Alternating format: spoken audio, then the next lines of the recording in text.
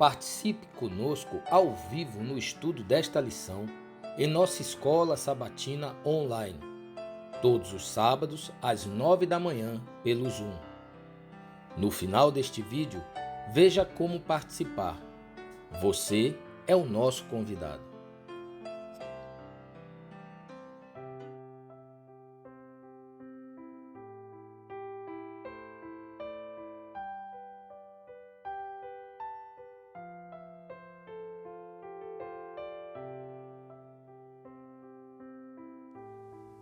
Mais uma vez vamos ao estudo da lição de número 24, falando então sobre as ofertas voluntárias.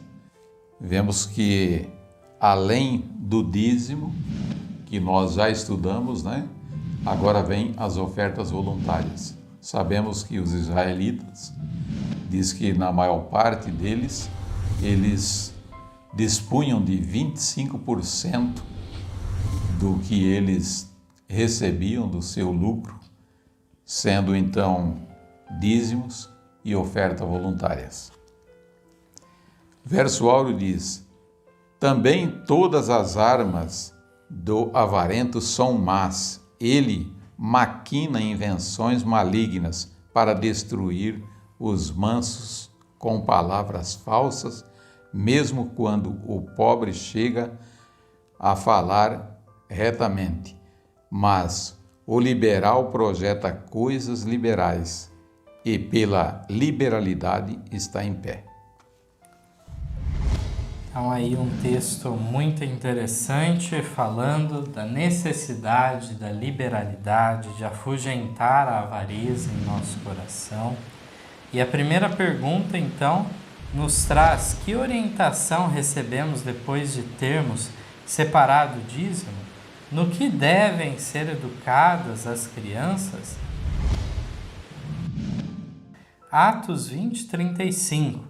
Tenho-vos mostrado em tudo que, trabalhando assim, é necessário auxiliar os enfermos e recordar as palavras do Senhor Jesus, que disse: mais bem-aventurada coisa é dar do que receber. O testemunho, a nota diz assim: somos gratos a Deus por terem nossas escolas sabatinas contribuído bastante para o progresso de muitos empreendimentos valiosos. As crianças e jovens têm dado suas moedas que, como pequenos regatos, se transformam num rio de beneficência. As crianças devem ser educadas de tal modo para que pratiquem atos abnegados, que o céu se regozijará em contemplar. Quando sobre elas estiver o orvalho da juventude, devem ser preparadas para trabalhar para Cristo. Ensine-lhes a serem abnegadas.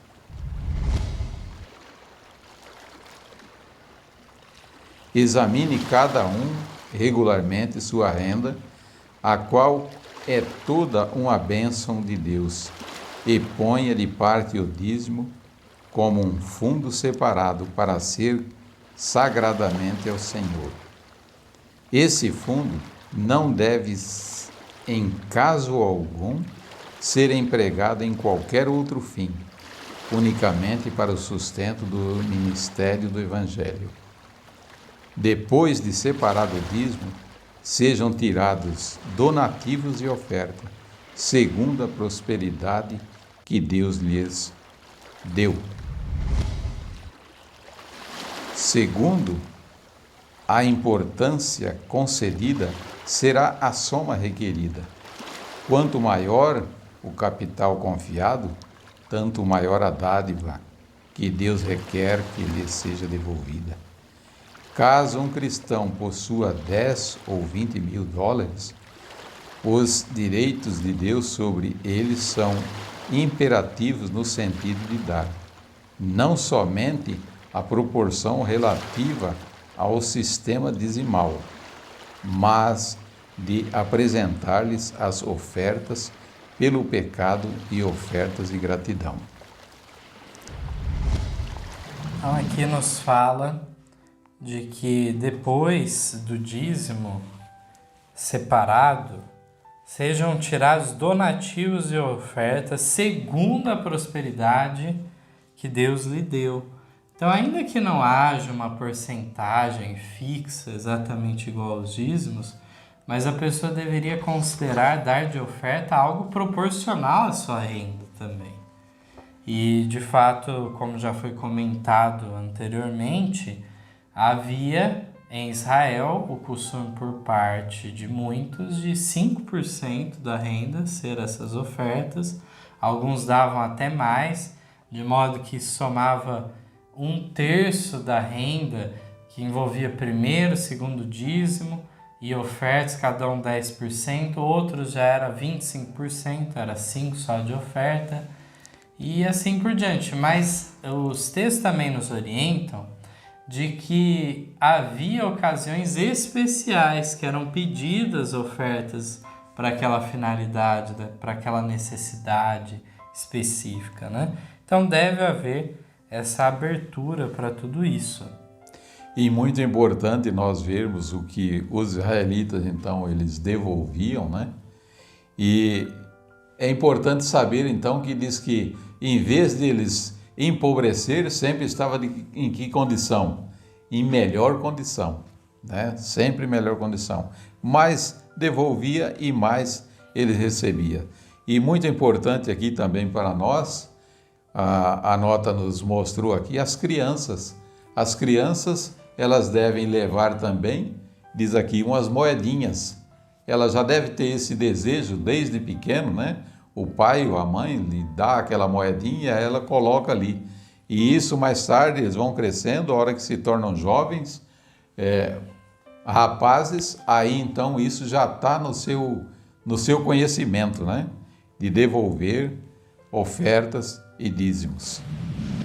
Muito bem, então vamos para a segunda pergunta, que diz assim: portanto, nosso dever para com Deus termina ao darmos os dízimos?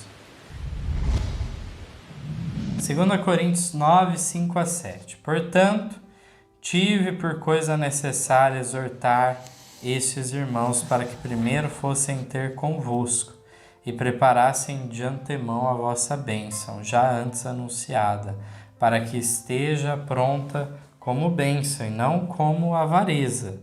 E digo isto, que o que semeia pouco, pouco também ceifará, e o que semeia abundância, abundância ceifará. Cada um contribua segundo propôs no seu coração, não com tristeza ou por necessidade, porque Deus ama ao que dá com alegria. Então, um texto fenomenal aqui, nos mostrando alguns indicativos de que realmente a pessoa ela deve tomar uma decisão, uma resolução no seu coração de contribuir, mas que aquilo que a pessoa decidiu contribuir, ela não o faça por obrigação, por se sentir compelido a isso, não com tristeza, mas que dê com alegria realmente. Atos dos Apóstolos 339, diz assim o texto: não antes que Deus cesse de abençoar seus filhos, estão eles livres da abnegação de lhe devolver a porção que lhe reclama. Não apenas deverão eles devolver ao Senhor o que lhe pertence, mas também levar ao seu tesouro, como oferta de gratidão, um donativo liberal. Com o coração jubiloso, deve dedicar ao Criador as primícias da sua propriedade, suas mais bem escolhidas posses, seu melhor e o mais santo serviço. Assim alcançarão ricas bênçãos. Deus mesmo tornará a sua alma como um jardim regado, cujas águas não faltem.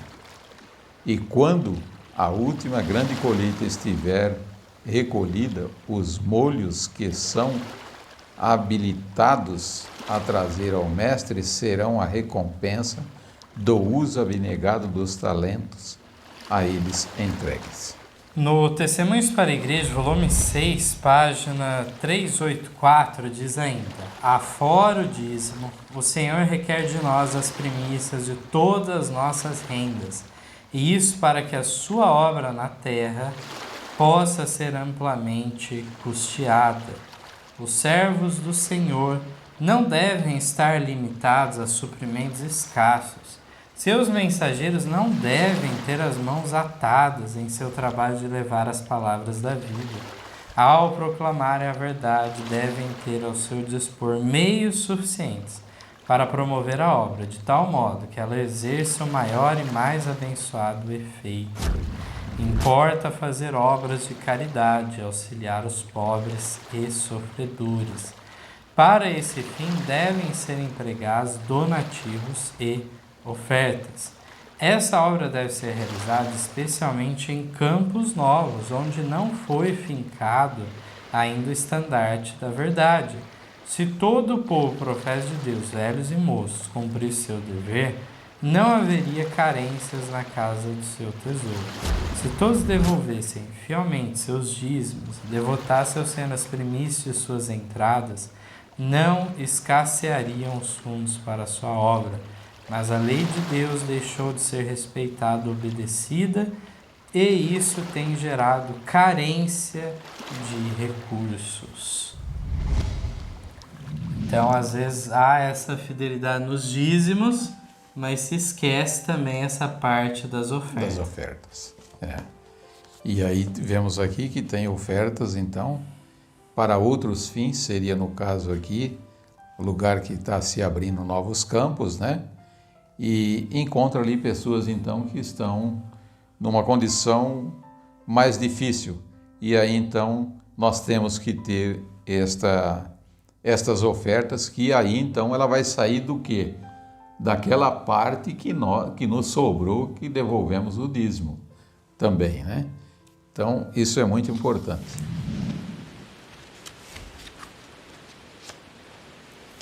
Pergunta número 3.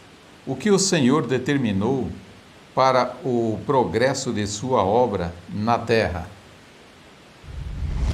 Provérbios 11, 24 e 25 declara: ao que distribui, mais se lhe acrescenta, e ao que retém mais do que é justo, é para sua perda. A alma generosa prosperará, e aquele que atende também será atendido.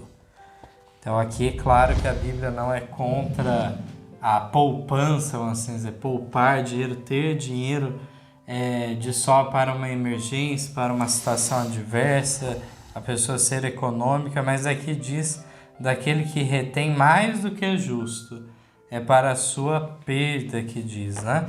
E a alma generosa prosperará, diz que ele atende, auxilia o próximo e depois quando ele estiver na dificuldade, o próximo virá em seu auxílio também. O texto agora é do Testemunhos para a Igreja, volume 4, página 464. Em seus sábios planos, Deus fez com que o progresso de sua obra fosse dependendo dos esforços pessoais de seu povo e de suas ofertas voluntárias. Aceitando a cooperação do homem no grande plano da salvação, ele conferiu-lhe notável honra. O pastor não pode pregar a menos que seja enviado. A obra de comunicar a luz não depende unicamente do pastor. Toda pessoa, ao tornar-se membro da igreja, compromete-se a ser representante de Cristo, mediante o viver a verdade que professa. Os seguidores de Cristo devem levar avante a obra que ele lhes deixou a fazer quando ascendeu ao céu. À medida que a obra se expande, necessitar-se-ão de recursos para que ela avance em todos os seus ramos.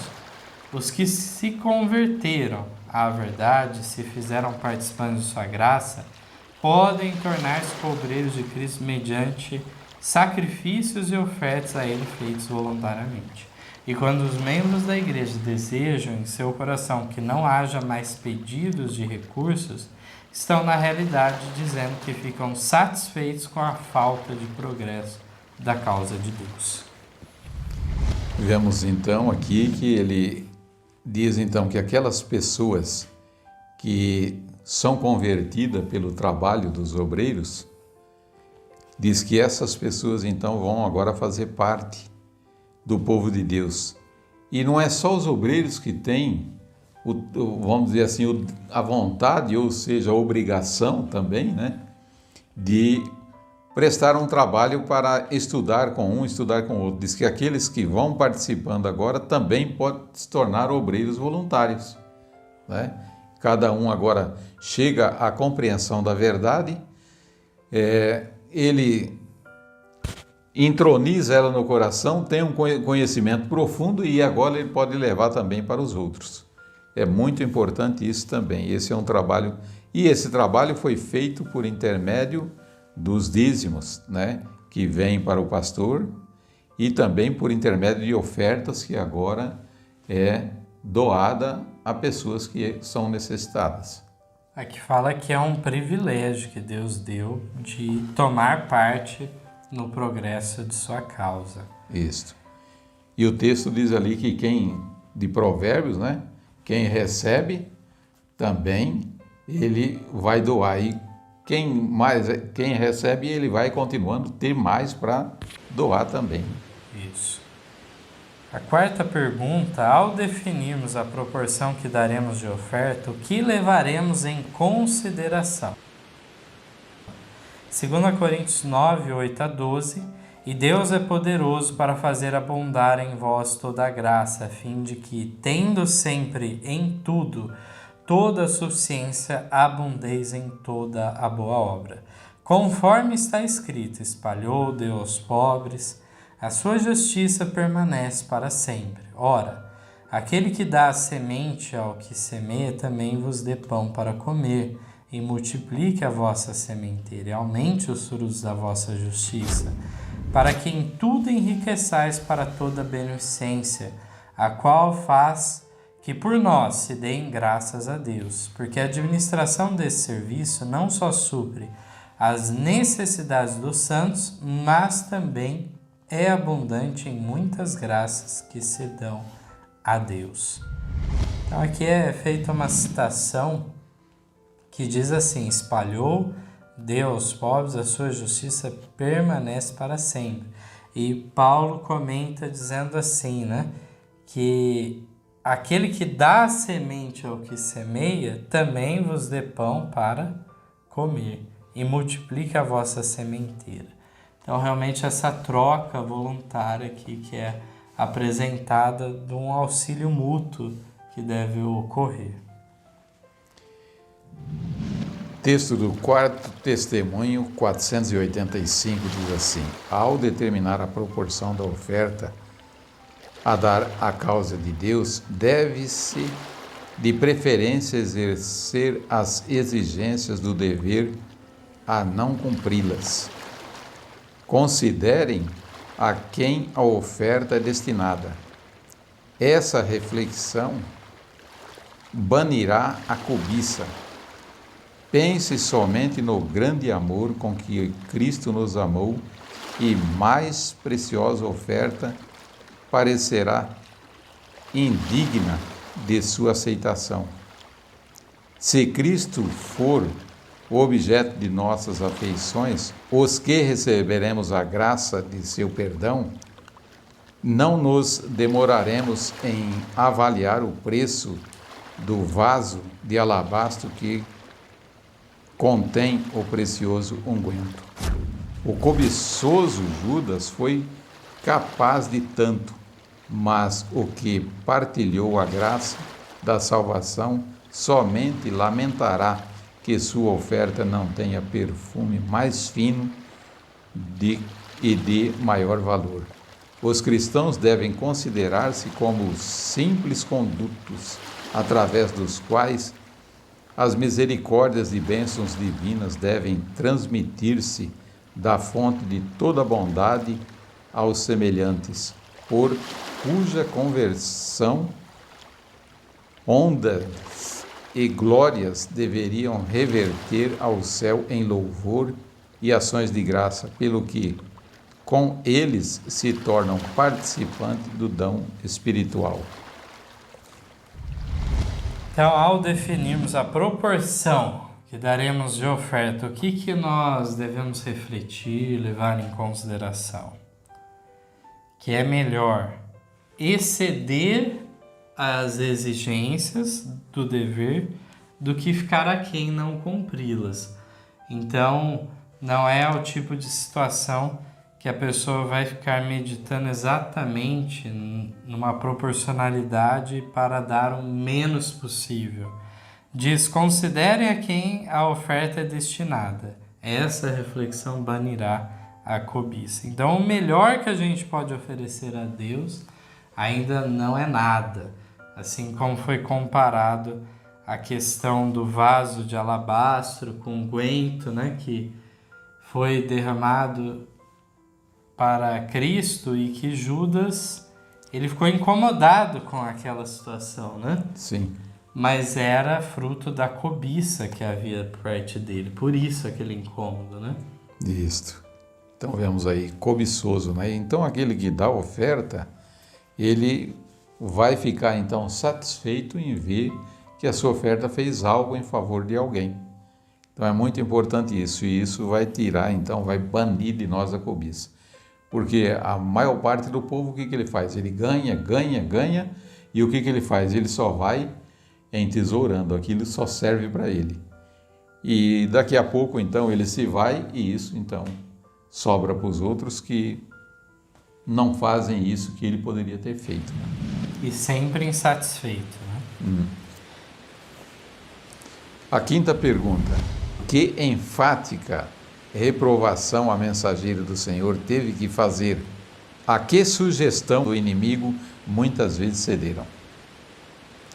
Que Testemunhos para a Igreja, volume 5, 281, 282, diz assim: alguns de vocês têm estado a tropeçar em suas promessas. O Espírito do Senhor se apoderou da reunião e em resposta à oração, enquanto seu coração era enternecido pela sua influência, vocês fizeram o voto. Mas, quando a influência de seu abundante amor e misericórdia deixou de ser sentida de maneira tão acentuada em seu coração, vocês retiveram suas ofertas, e Deus retirou de vocês a sua bênção. Alguns tinham recursos à disposição, e tivessem eles possuído o mesmo espírito voluntário que tinham quando prometeram, e houvessem de coração entregue a Deus em dízimos e ofertas do que Ele lhes emprestou para esse fim, teriam sido grandemente abençoados.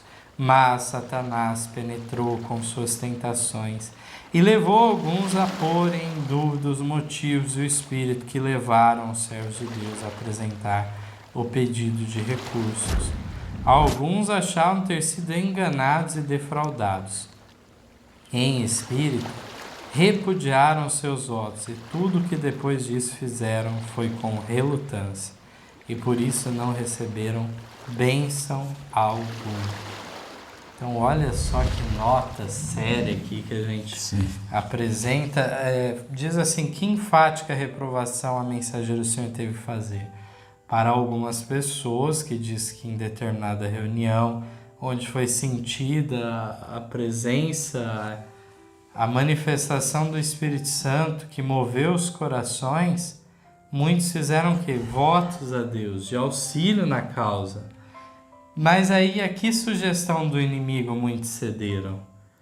Então, vamos dizer, fizeram um voto, mas agora voltaram atrás. Chegaram à conclusão que, vamos dizer, tinha feito algo que talvez pensaram em si. Não, foi demais, eu não devia ter feito, né? Essa é a sugestão de Satanás. Isso, foi no calor do momento que eu acabei prometendo aquilo. Eu não pensei bem. Bom, mas aí ele cedeu a sugestão do inimigo lá. Então o sábio Salomão fala, né? Melhor que não votes, mas se votares, deve cumprir. Deve cumprir e procurar nem tardar em cumprir essa promessa, né? E aqui realmente nós vemos que essas pessoas começaram a falar, não, eu fui manipulado e assim por diante. Tudo Satanás agiu, e aí eles ainda dão a entender que deram alguma coisa depois, mas de maneira bem dificultosa, né? Chorada. Isto. Passamos à sexta pergunta, diz: o que devemos ter em mente ao levarmos nossos donativos ao Senhor? Temos aqui texto do Testemunhos para a Igreja, volume 1, 530, e também do Conselho sobre Mordomia, 198 e 199. Vi que há muitos que envolveram seus talentos num lenço e os enterraram. Eles parecem pensar que cada centavo investido na causa de Deus está perdido, sem chance de recuperação. Para os que assim pensam, assim realmente acontece. Eles não receberão qualquer recompensa. Contribuem com relutância apenas porque se sentem obrigados a fazer algo. Deus ama ao que dá com alegria. Tudo o que fazemos deve ser feito de boa vontade. Devemos levar nossas ofertas com alegria e gratidão, dizendo ao apresentá-las: das tuas mãos voluntariamente damos.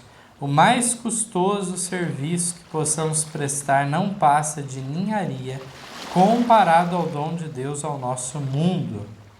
Cristo é uma dádiva a cada dia. Seria melhor não dar absolutamente nada do que dar de má vontade. Pois se dermos de nossos meios, quando não temos o espírito de dar liberalmente, zombamos de Deus. Tenhamos sempre em mente que estamos lidando com alguém de quem dependemos em cada bênção. Há alguém que lê toda a intenção do coração, cada propósito da mente. Portanto, esta nota, então, vem falando que o que nós fazemos deve ser feito, então, de boa vontade, né? Se nós pensarmos o que Cristo fez por nós, quão grande foi isto, derramar o sangue para nos salvar, e agora, então, nós devolvermos alguma coisa, uma dádiva qualquer, vamos dizer, se segurando, vou dar porque eu preciso devolver, então isso fica muito patente de que nós não estamos assim com aquela fé, aquele ânimo, aquela crença naquilo que Jesus fez por nós, que o que ele fez foi muito alto o preço, né? Cuidemos então para não cair nessa zombaria de Deus. Aqui diz de essa má vontade, é como se estivesse zombando de Deus. Isso, e o texto aqui ainda diz, quando você vai dar dessa maneira, ele diz aqui, era melhor que não desse nada. Porque se você está dando, vamos dizer assim, sem vontade, você está dando porque precisa, está sendo forçado, parece que isso tem que acontecer, mas eu não quero. Então ele diz aqui, né? Era melhor que não desse nada do que devolver assim. Não vai ter valor. Achei muito bonito também a parte que diz aqui que ao apresentar as ofertas, diz assim, das tuas mãos, ou seja, das mãos de Deus, voluntariamente damos. Sétima, que resultados são alcançados pela oferta da viúva pobre? Marcos 12, 41 a 44 nos conta essa história. Estando Jesus assentado defronte da arca do tesouro, observava a maneira como a multidão lançava o dinheiro na arca do tesouro, e muitos ricos deitavam muito. Vendo, porém, uma pobre viúva deitou 2 pequenas moedas que valiam meio centavo. E, chamando seus discípulos, disse-lhes, em verdade vos digo, que esta pobre viúva deitou mais do que todos os que deitaram na arca do tesouro, porque todos ali deitaram do que lhes sobejava, mas esta da sua pobreza deitou tudo o que tinha, todo o seu sustento. Então vejamos bem essa história, que Jesus estava mostrando o quê? Também o dar proporcional. O que adiantava uma soma mais alta daqueles ricos, mas proporcionalmente eles estavam dando muito menos do que a viúva pobre. Era tipo uma sobra que ele estava dando, alguma coisa que não ia fazer vamos dizer, nada na sua vida, né? Deu porque era uma sobra. Mas a viúva não, ela deu tudo o que tinha. Por isso foi que ele chama a atenção, né? Ele diz, ela deu tudo o que tinha. Então, considerada a maior oferta, né? Porque ela não tinha mais para dar. Então, realmente, nesse caso, o egoísmo foi trabalhado e superado o egoísmo. No caso dos outros, não estava realmente mexendo em nada. E agora vem as notas que o irmão Antônio vai ler para nós, que vão nos falar então dos resultados que podem ser alcançados dessas pequenas somas, dessas ofertas, como daquela viúva pobre. Nono testemunho, 157. As pequenas somas poupadas por atos de sacrifício farão mais para o sustento da obra de Deus do que os grandes donativos feitos sem renúncia. Meditação matinal, 1980, este dia com Deus. A liberalidade é uma das indicações do Espírito Santo, e quando professa o povo de Deus retém do Senhor o que lhe pertence, em dízimos e oferta, sofre perda espiritual. Então, realmente há essa perda. Por outro lado, quando há esses atos de sacrifício, mesmo que sejam pequenas somas, Deus multiplica aquilo e faz render aquele dinheiro e grandes coisas são feitas. Oitava pergunta, diz, o que o Senhor nos adiantou? Conselho sobre mordomia, 85. Vivemos num tempo de solene privilégio e santo legado, num tempo em que nosso destino está sendo decidido para a vida ou para a morte. Despertemos, vós que pretendeis ser filhos de Deus, trazei vossos dízimos para o seu tesouro, dai vossas ofertas voluntária e abundantemente, segundo Deus os tem feito prosperar. Lembrai-vos de que o Senhor vos confiou talentos, com os quais deveis diligentemente negociar para ele. Lembrai-vos também de que o servo fiel não se arroga nenhum crédito. Todo louvor e glória são dados ao Senhor. Tu me entregaste o teu depósito. Nenhum ganho se poderia ter sem que primeiro tivesse havido um depósito. Não poderia haver juros sem o principal. O Senhor adiantou o capital. Dele vem o êxito no negócio e a ele pertence a glória. Então ele nos adiantou, né? O capital. Dizendo o capital. É como ele disse aqui, né? Aquilo que foi dado àquelas pessoas. Um recebeu um tanto, um recebeu um, outro recebeu 2, outro recebeu 5, e assim foi. Então, ele nos adiantou o seguinte, se nós negociamos com aquilo aquele capital que ele nos deu, o que vai acontecer? Isso vai vir em dobro, né? Se nós negociamos. Agora, se retermos, então aí não haverá acréscimo, né?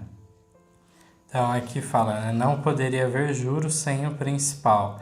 Então realmente, se não houvesse esse adiantamento da parte do Senhor, não haveria como retornarmos a Ele. Esses são os talentos que Ele deu então, né? Sim. E dessa maneira, o Senhor quer que exercitamos, né, na prática espiritual e dessa maneira desenvolver realmente o nosso caráter. Nona pergunta. Qual deve ser nossa oração a Deus ao pedirmos ajuda na conquista de nossa renda? Conselho sobre mordomia, página 46. É esta a linguagem do vosso coração. Sou todo teu, meu Salvador. Pagaste o resgate por minha alma. E tudo que sou ou ainda espero ser é teu. Ajuda-me a adquirir meios, não para gastá-los neciamente, nem para condescender com o orgulho, mas para usar para a glória do teu próprio nome. Deus põe sua mão sobre o dízimo, bem como sobre as dádivas e ofertas, e diz: isto é meu, Quando eu vos confiei os meus bens, especifiquei que uma parte deveria ser vossa, para suprir as vossas necessidades, uma parte deveria retornar a mim. Portanto, então, aqui muito claro, né? O que nós devemos, então, pedir? Então, diz aqui que unicamente agradecer, né? Ajuda-me a adquirir meios para gastá-los nas necessidades, diz aqui, né? E para, vamos dizer, eu não ter orgulho, para ser algo, então, que vai ser importante para mim, né? Então, realmente não gastar de maneira nécia, ou seja, de maneira tola, e dessa maneira usar para o avançamento do nome de Deus neste mundo. Então, nosso pedido deve ser, sim, de que o Senhor nos dê sabedoria, inteligência, saúde, força para adquirir renda, conquistar esses meios, esses recursos financeiros, mas que não nos esqueçamos de Deus. Diz que Ele põe sua mão sobre o dízimo, e não só sobre o dízimo, aqui diz, sobre as ofertas, sobre as dádivas também. E por mais que Ele uma parte deixe para a nossa administração, outra parte deve retornar a Ele, aqui diz. Isso. E mesmo a parte que está sobre nossa administração, deveria haver realmente uma preocupação em como será gasto. Isso. Mesmo essa parte ainda se gasta, vamos dizer assim, para engrandecimento do próprio nome de Cristo.